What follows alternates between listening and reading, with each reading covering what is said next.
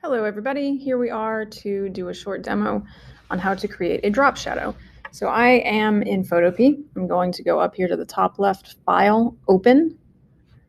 I'm going to choose the image that I want to work with, which for today is going to be this soccer ball.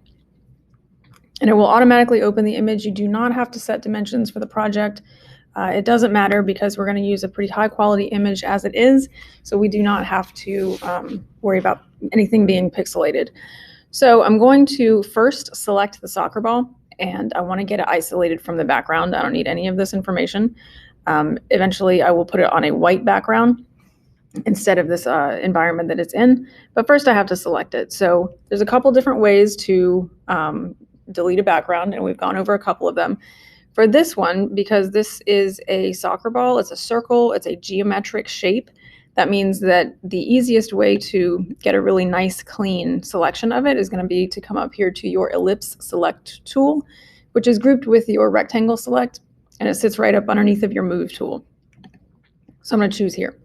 Okay, so you want to start this like off of the soccer ball. Your first instinct might be to start it right here, but it's going to drag it down as you make it bigger. So you need to give yourself some space. So I'm going to click and drag.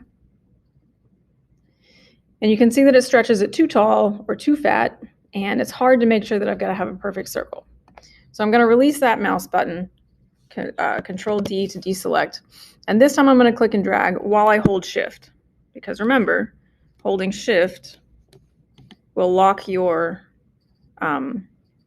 proportions so that your width and height does not change as you drag your size bigger. All right, so that's pretty close. I just want to get the size, and I know that it's not quite aligned on the soccer ball right now. But what I can do is once I feel like I have the correct size, without releasing the Shift button and without releasing the mouse button, I'm going to click on the space bar and hold it down too. So now I am holding my Shift key, my space bar, and the mouse click. I'm going to drag this circle until it's placed correctly. So what that space bar does is it locks your size so that you can place it exactly where you want it, and then release everything once you've got it in place. So now you can see the soccer ball itself is selected. You've got that little dotted line, the crawling ants that go around it, but it's not the soccer ball that I want to delete, it's everything else. So up to select, inverse, and delete everything else. Okay, now I have just a soccer ball, no background. I'm going to rename my layer. Please get into the habit of naming your layers early on because they get pretty confusing later on if you don't do that. Okay, I'm going to click the little Post-it note icon to create a new layer here, and this is going to become my background, which I want to paint just plain white. So my paint bucket tool is grouped with the gradient tool. I'm going to make sure that white is my active color. Paints the background white. Okay.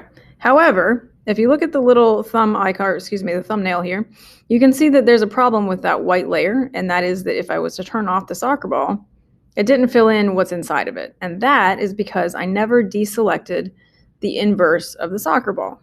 It's still selected right now. So Command D,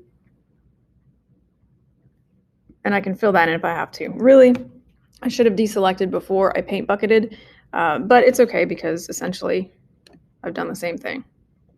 If I switch the order and make sure that the visibility is on, now I have the soccer ball in front of a white background. So let's go back to the soccer ball layer. I'm going to right click. I'm going to go up to blending options, and that will open this dialog box. On the bottom left, you'll see where it says drop shadow. Click there, and you'll see on my screen a little shadow popped up underneath of the soccer ball, and it's thin. It's not real easy to see. But you can see that it has successfully created the drop shadow. Click OK. And now you can see it just there on the side of the soccer ball. But we're not done yet because we want to separate the shadow from the ball so that we can alter it. Because right now it's sitting right behind the soccer ball, but we want the soccer ball to look like it's sitting on a white surface in space. So I'm going to go to Layer, down to Layer Style. I'm going to scroll all the way down here to Styles to separate layers. And that will create a new layer over here that says Soccer Balls Drop Shadow. So select that and grab your Move tool. And now you can move that shadow anywhere you want it. So that's pretty cool. So I'm going to drag it out here just a bit so that I can see it pretty well. I'm going to go to Edit, Free Transform, and I'm going to squish it down to be really flat. Maybe something like that. Grab my Move tool, and I'm going to pick it up and I'm going to place it right underneath the soccer ball, right about there. And now it looks like your soccer ball is sitting on a surface. You've got a bright light coming from the right-hand side. Now, it's important that your shadow does sit on the left because it's opposite of the light source. You can tell that this part of the soccer ball is the brightest area. Take a look at how it looks unnatural if I put the shadow on this side.